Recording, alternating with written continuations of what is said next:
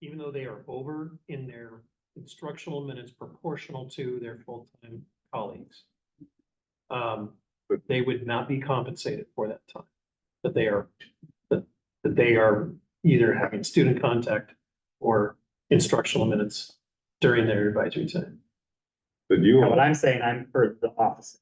yeah, in discussion, you have said. It is proportional. But for the part-time people this year, we tabled it and we said we'd bring it to negotiations. They're not being paid. Anyone who's teaching advisory and part-time in your building is just losing out on, they're doing that extra work, right? That extra instructional time. They're over their proration and they're not being They're compensated. not at the high school and they're not in my, no, they're not in my building. What I heard Angela say is that they actually did that even with middle school too. They looked at a percentage of either the instructional I'm listening. or, you know, or contact time in the case of middle school. So I don't want to stick my foot in the middle school world. That's a whole different beast.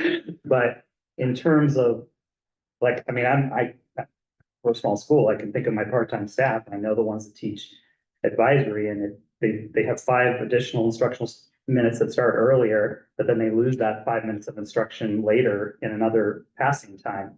They're not I wouldn't want to just base their additional pay off. It of doesn't count as instruction. prep time, right? Having an additional 5-minute passing time is not prep.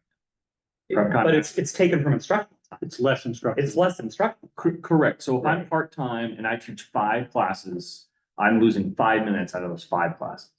And if I'm full-time and I teach 6 classes, I'm losing 5 minutes out of all of my 6 classes. Advisory is 30 minutes, which is 5 times 6. Every part-time person is not losing the same amount of time out of their classes they're teaching, therefore creating an advisory, right? If I'm teaching 5, I can only teach a 25-minute advisory period. I only have 5 class periods.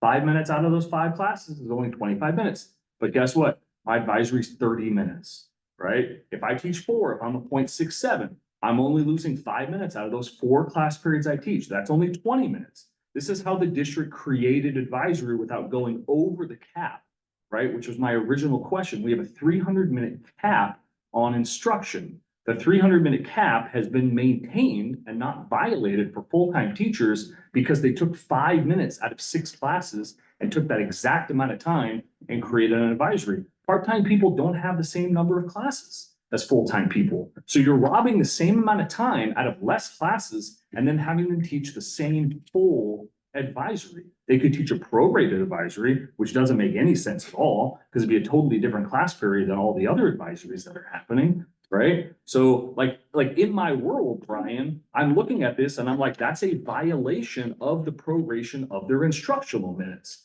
And then what I hear you guys saying is, well, we can make their FTE whatever we want it to be, and we'll just take their FTE and that will be their new calculation that we'll use for their instructional time. You have to pay them for the revised FTE. Yeah, I mean, that's really in essence what you were proposing in your solution in appendix B, right? What we're saying is that that's already occurring. That adjustment of FTE is already being done. But and the agreement the lack of an agreement from this year is right, but they never came to agreement on it. People were beyond their prorated FTE and were not compensated. And it was discussed that it would be brought up in bargaining, which is why we're here. So when you say, we pay people, but Correct. you're saying not in. Not for all the other reasons, not for advisory exceeding the prorated FTE. So they're paid for the minutes over and with the calculation of the, student contact minutes divided by the. And again, It's basically the bell schedules is basically what they were paid for, right? So whatever the bell schedules are, we need them there because they're teaching X class period, right? They can't walk out at 12:50 if the class doesn't end until 12:53, right? Like that type of a scenario, which is stuff we all know ahead of time before the year starts. This person's going to teach these class periods. The bell schedules are already set. We need them here a minimum of 15 minutes for that first bell. Like a lot of these things are already predetermined, but still we walk into this meeting in September and it's, oh, well, this person's a 0.67. Well, I can tell you, they're not gonna be a 0.67 because I've seen the situation a bazillion times. They gotta be at least a 0.69, right? Like, we have these conversations and we haven't even talked about instructional minutes on Mondays, which is a weird thing because for us, it's 1 day per week, right? So then it's like, so what are we talking about? Are we talking about 5 minutes times 36 weeks? Like what kind of FTE is that? It's a funky conversation. We decided to table it, right? We brought forward exactly what we brought here in Appendix B, but as an MOU to try and finish this year. And then we said, let's also talk about it at negotiations. Here's a one-size-fits-all MOU. Let's sign it and get it done for the year, right? And we didn't do it. So people are not being paid this year for advisory part-time. Cyrus, can I ask a question? Yes. Clarifying for me, because in my mind, we were talking about prorated FTE minutes from an 8-hour workday. Yep. But I think what I heard you say is there needs to be a prorate at the cap of teaching minutes. Yes. Which is history. So we have all these different restrictions in the contract, right? Like, teachers will teach no more than an 8-hour workday. David Douglas at 7.5, right? It's common language. Number of minutes that high school teachers will instructional time, right, is what we report to the state. It's different K-8, right, than it is 9-12. But we have these numbers, and before the creation of Appendix B, it used to be just an MOU. We created it in 2016. There was nothing. There was no language. The only thing that was commonly understood with HR was if you work less than 0.1, we pay you less than 0.1 and you get less than full-time leave. That was basically the only common understanding, right? And it was kind of up to individual principals to like put together, well, what's this part-time person going to be doing, right? And there was no conversation around, well, how many prep minutes are they getting? Are they getting a full prep period? Are we prorating their lunch? Like, all kinds of really interesting questions. So, where we came away from that is what you see with the current Appendix B. And it basically says that there are certain pieces of the contract, pretty much the pieces in Article 24, that we will prorate. And then there are other pieces that we will not, right? Like, we will not prorate a lunch. Everybody gets a full lunch, regardless of what your FTE is. We will not prorate a prep period. Everybody gets a prep period, just like their peers, regardless of what your FTE is. However, along with a daily prep period, you have weekly prep minutes, which includes before and after school time and things like that. Well, that's often what part-time people are missing out on, is before or after time, right? They show up as the day has already started, they leave, right, potentially before the day ends. They don't have that catch-all time, which contributes to the weekly prep minutes. So we said, yeah, makes sense. Let's prorate things like that. Same thing happens with instruction. We have this cap on instructional time. It makes sense to prorate that. We looked at the piece in Article 24 that says, if I agree to give up my prep period, take on an additional class, I get paid an additional 16.6%. Why is it that number? Because everybody teaches 6 classes. It's 1/6. So now I'm 7/6. That's where the entire table came apart of at the top of Appendix B. Well, that's not the number anymore, but it is still 4 days a week. It's just not that number 1 day a week, right? It's very convoluted. At middle school, it's that number only 1 day a week now, and it's a different number 4 days a week. It's very, very convoluted. So we understand that the creation of advisory for the most part meets, for a full-time person, it meets a lot of those minute requirements, because as I said, take the 6 classes, rob 5 minutes out of all of those, and now you've got a 30-minute block. Boom, that's what advisory is, right? And that's why it wasn't in violation of some of those pieces of Article 24. But when you take a part-time person who doesn't have all of those classes, they're still teaching a 30-minute advisory, but you don't have 6 classes to rob time. And I'm gonna just go back in history, back to the good old days. And the good old days When will you, what time is it? was before. Got an hour, I got an hour. All right, you got a blanket? You might wanna get comfy. In the good old days, before we had advisory, not saying advisory is a bad thing, and before we had Wednesday late start. The good old days, you would show up on any given day of school and it was the same. right? And so when that agreement was met, like I'll do a 0.5 person, that's the easiest math, right? A 0.5 person taught 3 classes every day of the school year, period. They worked 4 hours, which is 0.5 of an 8-hour day. And how exactly those 4 hours fit around those 3 classes, we sort of cared, but nobody really cared. Because you had a 4-hour day and you taught 3 classes. And then the first thing that messed up this easy, everybody understood arrangement was Wednesday late starts, which changes when the classes run, right? And so then we came to agreement about these people need a consistent schedule. But then because of the classes moving, some people's periods now started before they were supposed to start or ended after they were supposed to start. And they started getting FTE adjustments for that.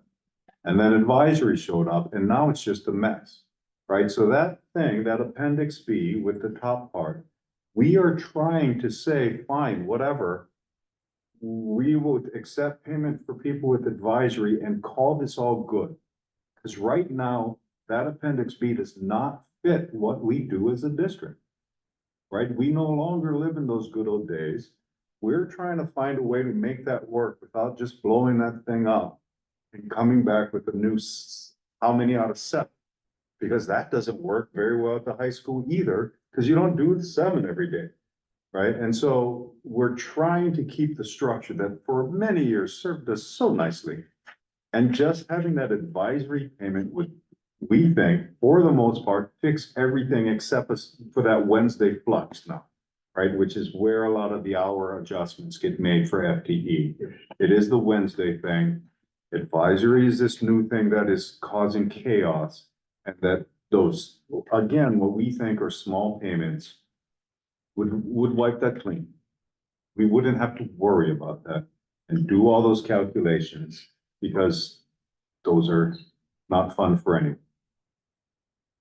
So we were looking for a simple way to acknowledge that advisory is not a typical class. Advisory does not require the typical class. But if you teach it and you're part-time, you'll get compensated some because it is extra, right? And so what I have heard you say is, no, we are just gonna count the minutes as we have done in the past, which is fine, but you heard from the other discussion we had afterwards, we didn't do that this year. And if you're saying that's what we're gonna do with no language change, I'm pretty happy to accept that and we'll do all the number crunching at the start of every year. That would be different, I think, than what we did this year, because now those advisory minutes are going to count for instructional time or student contact time in middle school. And we can do that math on all of them. Okay, I like math, I do.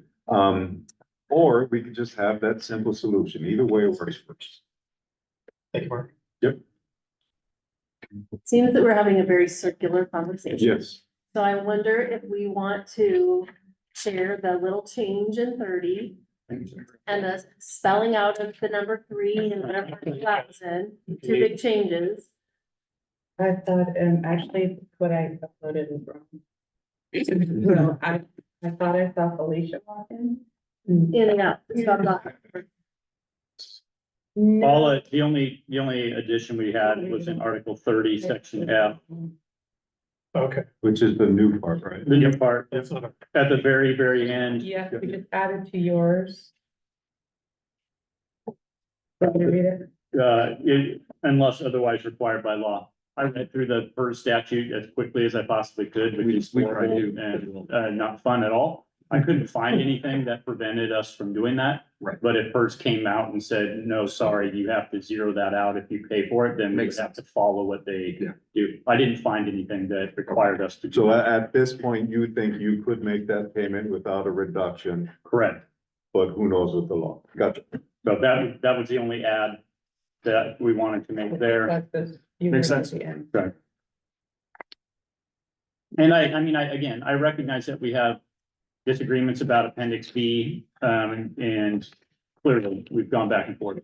I'd ask you to look at it in light of this package, and I know that we do need to resolve our Appendix B. But we feel like we have made movement and some gives in the context of this package that should weigh against, you know, other parts of the package. So I guess we're asking you to consider it as a whole. You know, we've done some good things here. There's a additional availability of funds to go to workshops. There's this retirement benefit, which is a significant benefit for some folks who were in that gap. So we feel like that there's some improvements in there. And we are asking to stay at current on that appendix B. But it is still part of your package. What's that? It is still part of your. It is, we didn't vary that. I wasn't sure if you were I need pulling some it out. clarification about what's at the table in regards to the conversation that we have every fall. Okay, Because I'm unclear about whether the district recognizes that advisory for part-time folks need additional calculation or not. okay. I can't answer that because I'm not a part of those conversations. And it really, it goes to whether or not we'd be able to move forward on this whole path. Okay, why don't you let us talk about that in caucus, just to make sure we have an answer for you. Thank you. Yeah, And I specifically, it's only at the high school. does advisory minutes count in the calculation of as instructional minutes? That's our term at the high school. Yep. Yeah, okay. Let us have that. Middle school is easy. Are you in contact with students? Instructional minutes or? Instructional. But Instructional minutes is high school. okay, So it's instructional. the real question comes down to, if we're not going to have this calculation. With middle school and high school. Part-time folks. Be calculated differently, if we teach advisory. Than a part-time person who does not. Okay, thanks. That, It's very specific. yeah, we can get an answer to that question for you. Thank you. Cool. Okay. Thank you. Yep. Stuff. I will, figure out. Are we gonna turn that off? Will we ever get back on? Diane. Did such a good job doing it itself for a while.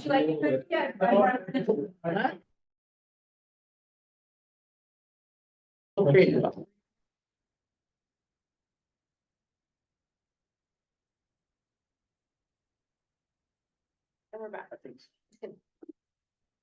And I think we have a definition. Yes, and we'd like to buy it back. In answer to my question. Yeah, Answer was yes. yeah, so the answer is yes. So the question, let's remember what the question was. Remember what the question The question was, do you count for instructional minutes and looking at that when you were doing the annual check, correct? That was- Advisory minutes, do they count as student Do they contact? count time? as, do they count as instructional minutes? Yeah. And student contact time, right? Answer is yes. And then we went even further and went into the part-time FTE, and like I was able to look up my two part-time staff and see that their Monday time overages for instructional time due to advisory on those Mondays was calculated and totaled, and so was compensated and paid for those employees for this year.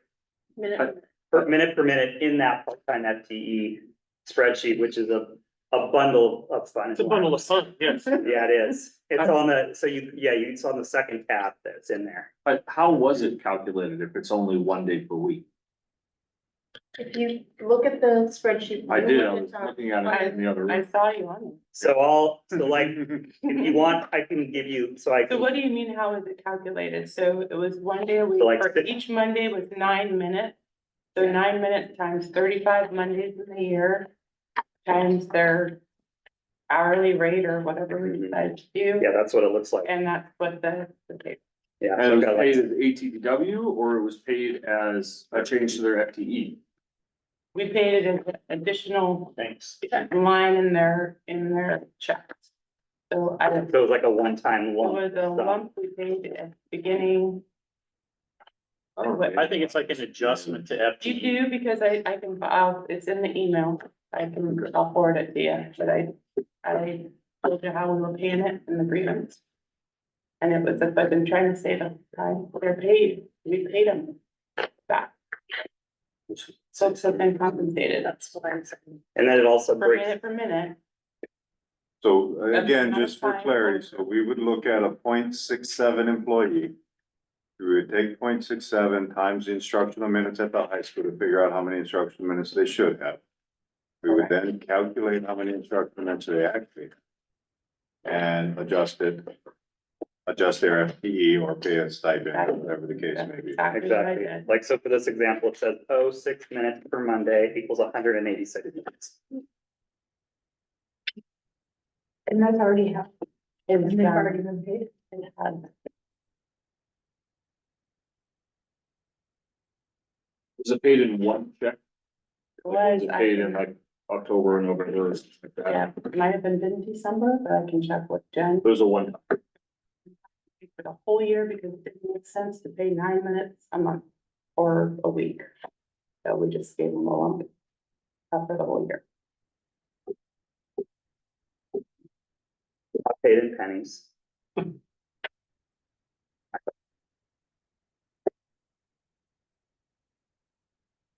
So. There's just a math thing there, but we can talk to the team. And the only math thing I'm thinking of is because our periods are shortened because of advisory. And again, I've been talking middle school, it's so much easier. A 0.3 employee or 0.5 employee who works in the afternoons and doesn't do advisory is probably not doing 0.5 of the student contact minutes because the periods have been shortened for advisory. And that may be, you saw places in here where people were under. Yeah, Would we- looks like three of the part-time staff didn't go over their instructional minutes. And so would we adjust their FTE down? No, they did not. So if they're teaching, so it's a combination of the classes and if they're over student contact or anything else. Yes, The class is the baseline, and then if they're over the instructional minutes, that would be an add-on. So just again, on the equity piece, and I'm not complaining about this, but just pointing it out, so. Middle school again, if you've got advisory, you're teaching 80 minutes more a week. But because the afternoon people are under their instruction minutes, you would not get paid for the 80 minutes extra, you would get paid for whatever, I'll make something up. 60 minutes extra, because it's subtracting out their underage as well, right? Okay, I think that's, I would assume. I think that's true. Yeah, okay, makes thank sense. you. And I just was curious to the math, so I double checked like my 2 part-time staff and I like literally compared like what's their instructional minutes for Monday versus a Tuesday, Thursday, and it came up to exactly the minutes that were put in the spreadsheet. And this is purely instructional minutes. For high school. And you guys run the same schedule we do. 45 and 30. Yeah. I guess I'm just curious, how do you end up with a number like 9? On instruction? When you're running 45 and 5 and 30, how do you end up with 9? When I did mine, I came up with 10. So where'd 9 come from? I I wasn't part It of was that. in November, and I can totally go back, Bruce and I sat and went through each and every human. And we had a formula, I don't know if it's written there, but I can tell you how we came up with it, but it was a minute off, maybe. Seems like it was pretty close, maybe we rounded up or down, I don't know. Yeah, there could I mean, have, because when you're taking 0.6, when you're taking 0.67 of something, you're probably, because like one of my staff was a minute under and the other staff member was a minute over. And so it probably has to do when you're multiplying the 0.67 times the 300 minutes or whatever. I think the understanding that it does count as instructional time and contact time is what we would need, right? Would have been, The answer is yes. Yeah. So what you said, 15 minutes. you know, So I think why we didn't know, Angela. And you maybe probably said it, and I just didn't, maybe I didn't know what you were referencing, so I missed it. But you and Bruce reviewed the document together on November 7th. And that's when all the numbers appear. Prior to that, there's no calculations on the doc. And I don't recall us having any meetings about this after October, when the district rejected our proposal of an MOU to pay people a flat number. Yeah, So- I'll forward it all to you, so that you have it, but I copied and pasted the literal thing that you were looking at in there. I copied the Excel spreadsheet as part of the email. You replied saying no. And then, so it's an email, right? My response to the level 2 grievance sent on December 18th to Cyrus, that the remedy is that the district believes it's remedied the situation by compensating all licensed teachers that have exceeded their instructional minutes by paying them at their daily rate multiplied by the minutes of overage. That was on, I sent that.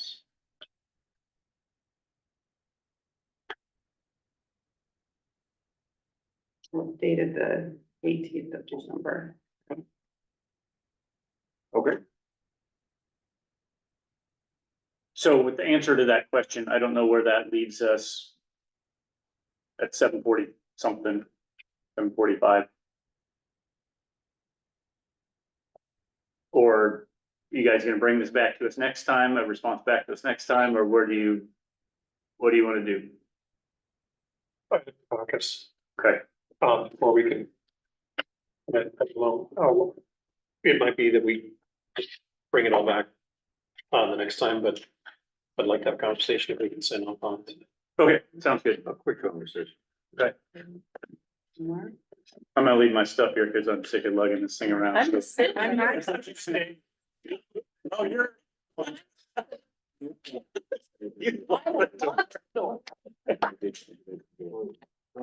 That's true. Hang on a second. Wait. You can see the changes. That's what I'm saying. Oh, yeah.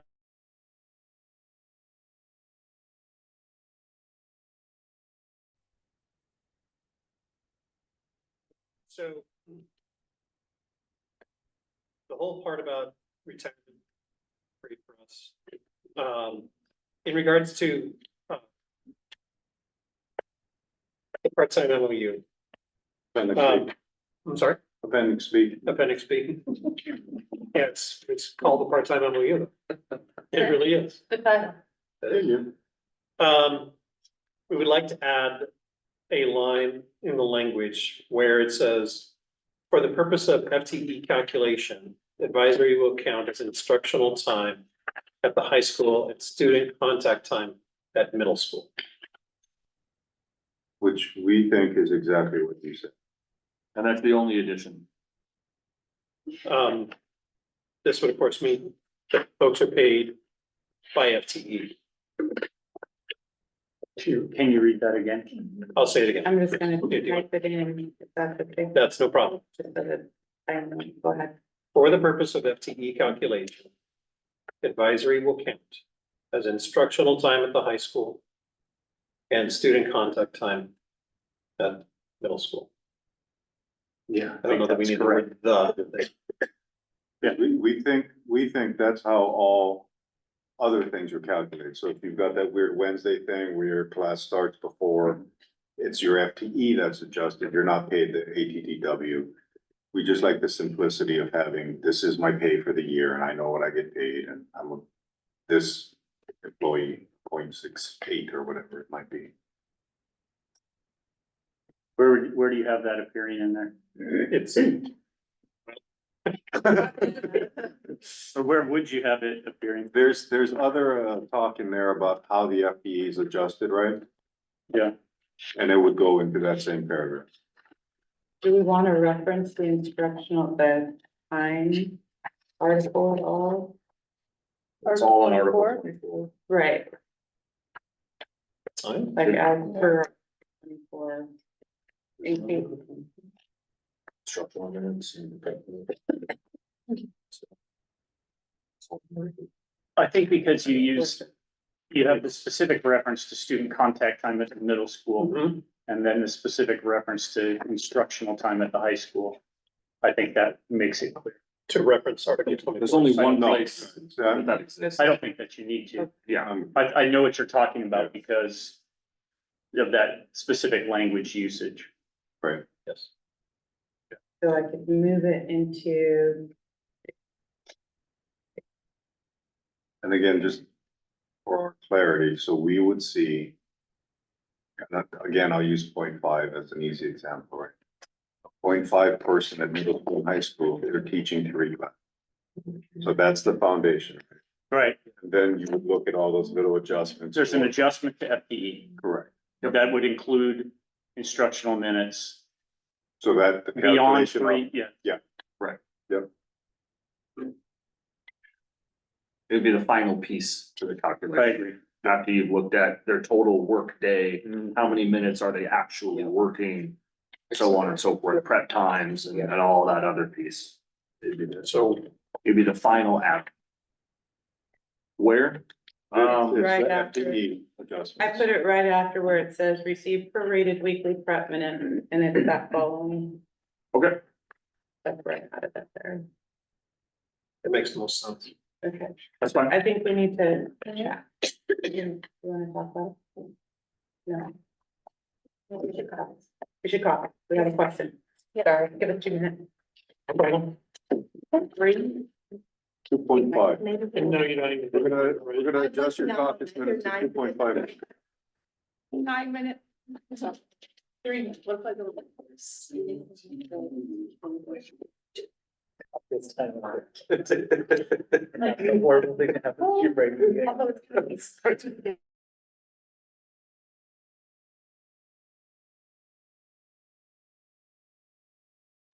Just to be clear, the way that it was calculated in the grievance is the same way that we would be calculating it from moving from here on out. We would look at the total instructional minutes for their prorated FTE, see if they were, Which I think is what I did. Yep.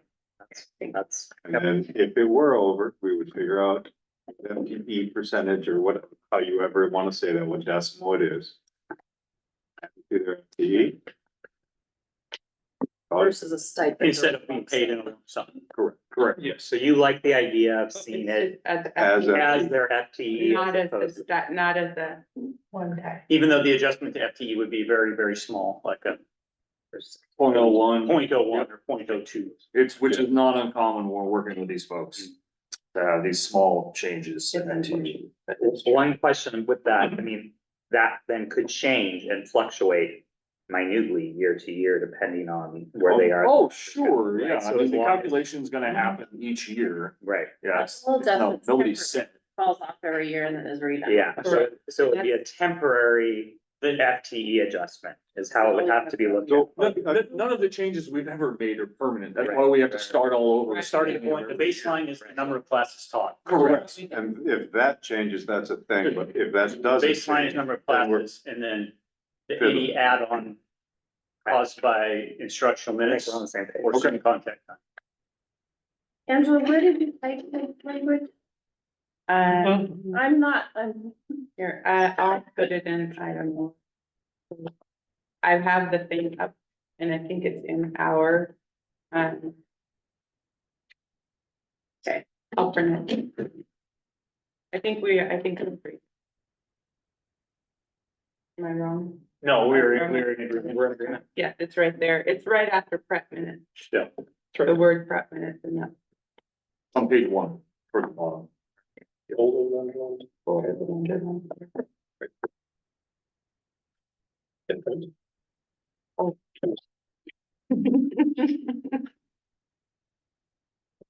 If it were 817, I would say, Yes. it's 823. Yeah, so I think we're in agreement on this full patch of things. Yeah.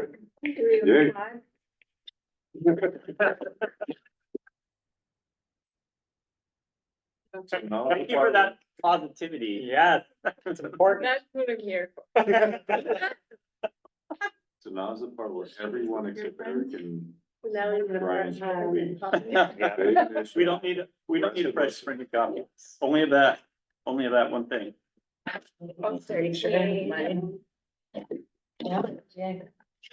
My bad. Mine's still sitting here. Nice. 2 copies. Two copies. That's all I hold. In a binder. Well, not a binder. No, that's the thing. All right. Yeah. All right, we're getting there. Nope, I think it should, paper is good. Any paper, And we can sign them, I think we can sign. copies. I mean, how She's do we do printing this? 2 copies. We don't really have a per page. No, I think we just sign each one of those, each one of the articles. Oh. Okay. They're signing. TA, top of each one. We have. I just might- a copy of that. Yeah, I am. I'm open by instruction. Thank you guys so much. We just grab one of these. We just need an appendix B. Yeah. And, yeah, I just need an appendix B. That would- Oh, you just, sorry, yeah, that's the one.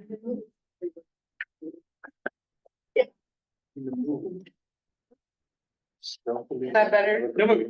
Okay, good. Yeah, that's my district one, sorry. This one? Other. Oh, and you're the record keeper. I got you. All the whatever.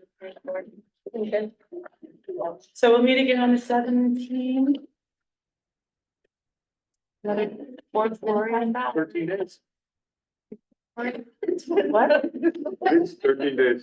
Wanted to discuss. Less than weeks. Did send. Right. They, That's just kidding. So it's not the day. Yes. First time, you ready to do this? No. There might be So some. next week is the last Yeah, week. we're happy to do it forever. Thank you. Like I can't. be sure. Yeah. Oh, nice, nice. No escape.